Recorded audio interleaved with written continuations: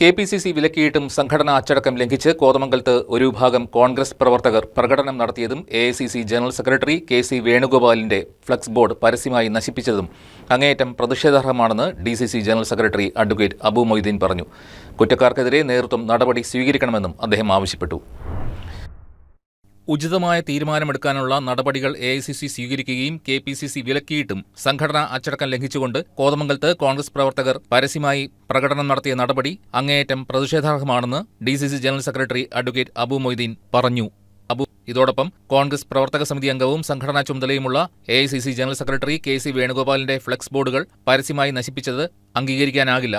ഉന്നതരായ ചില നേതാക്കളുടെ മൗനാനുവാദം ഈ നടപടിക്ക് പിന്നിലുണ്ടെന്ന് അബു മൊയ്തീൻ പറഞ്ഞു. രാജ്യമെമ്പാടും ഓടി നടന്ന് ഭാരത് ജോഡോ യാത്രയ്ക്ക് നേതൃപരമായ പങ്ക് വഹിക്കുകയും പാർലമെന്റിൽ പാർട്ടിക്ക് 100-ന് മുകളിൽ അംഗങ്ങളുമായി രാഹുൽ ഗാന്ധിയോട് ചേർന്ന് പ്രവർത്തിക്കുകയും ചെയ്യുന്ന കെ.സി. വേണുഗോപാലിന്റെ ചിത്രമുള്ള ഫ്ലക്സ് നഗരമധ്യത്തിൽ നശിപ്പിച്ചവർക്കെതിരെ കെ.പി.സി.സി നേതൃത്വം നടപടിയെടുക്കണമെന്നും അബു മൊയ്തീൻ ആവശ്യപ്പെട്ടു.